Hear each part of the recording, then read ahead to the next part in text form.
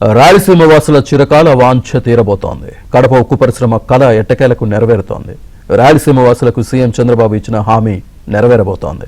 ఆయన చేతుల మీదుగానే కడప స్టీల్ పనులు ప్రారంభం కాబోతున్నాయి.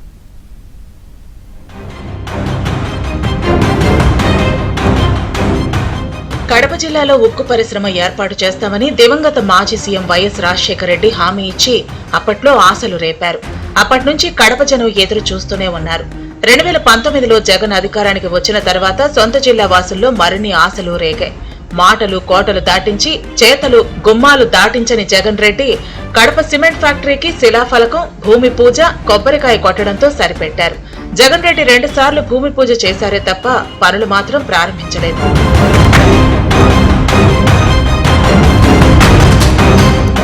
కూటమి ప్రభుత్వం అధికారాన్ని చేపట్టిన తర్వాత ఉక్కు ఫ్యాక్టరీపై కడప వాసులతో పాటు రాయలసీమ ప్రజానికంలో ఆశలు చిగురించాయి. సీఎం చంద్రబాబు ఉక్కు సంకల్పం, పక్కా ప్రణాళికతో స్టీల్ ప్లాంట్ వేగంగా గాడిలో పడింది. ఈ మేరకు కడప జిల్లా జమ్మలమడుగు దగ్గర జేఎస్డబ్ల్యూ రాయలసీమ స్టీల్ లిమిటెడ్ నిర్మాణ పనులను సీఎం చంద్రబాబు శుక్రవారం ఉదయం ప్రారంభిస్తారు. పనులు వేగం పుంజుకునే విధంగా జిందాల్ కంపెనీ ప్రతినిధులతో ఇప్పటికే చర్చలు జరిగాయి.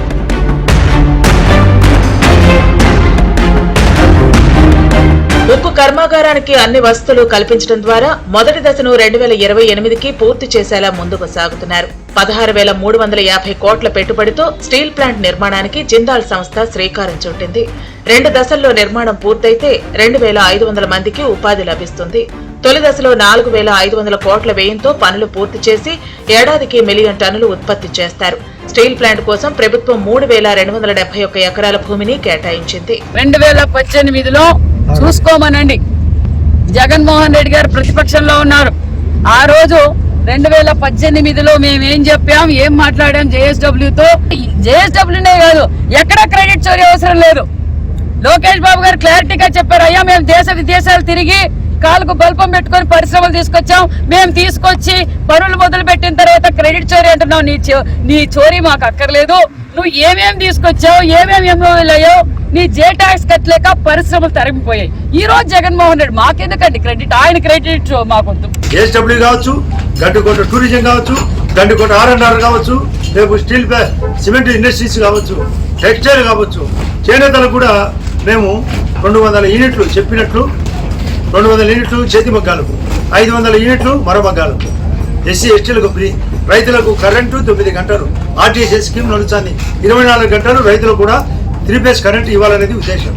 దేశంలో ఇప్పటికే 450 గిగావాట్లు ఉంటే మరొక 550 గిగావాట్లు పెంచి 1000 గిగావాట్లు, అందులో జమ్మలమడుకు 20 గిగావాట్లు. ఇక్కడ ఆ కరెంటు ఉత్పత్తి ఎక్కువ ఉంది.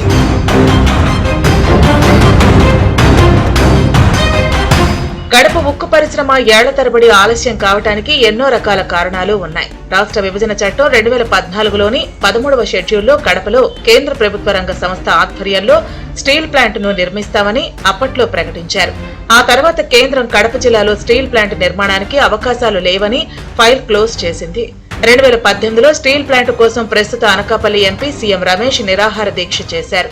ఈ నేపథ్యంలో చంద్రబాబు 2018 డిసెంబర్ 27న రాయలసీమ స్టీల్ కార్పొరేషన్ పనులకు జమ్మలమడుగు నియోజకవర్గం మైలవరం మండలం కంబాలదిన్నెలో శంకుస్థాపన చేశారు.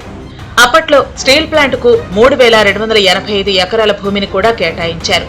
ఆ తర్వాత అధికారంలోకి వచ్చిన జగన్ చంద్రబాబు చేసిన శంకుస్థాపనలు పక్కన పెట్టి 2019 డిసెంబర్ 27న జమ్మలమడుగు మండలం పెద్దదండ్లూరు సున్నపరాయలపల్లె మధ్యలో స్టీల్ ఫ్యాక్టరీకి మరో శంకుస్థాపన చేసి మాయమాటలు చెప్పి అక్కడ 2 సార్లు కొబ్బరికాయలకే పరిమితమయ్యారు. కడప ఉక్కు పరిశ్రమకు సంబంధించి వరుసగా సీఎంలు శంకుస్థాపనలు చేసినప్పటికీ అమలు చేయలేకపోయారనే విమర్శలు వచ్చాయి. జిందాల్ సంస్థతోనే సీఎం చంద్రబాబు ఒప్పందం కుదుర్చుకుని పనులను ప్రారంభిస్తున్నారు.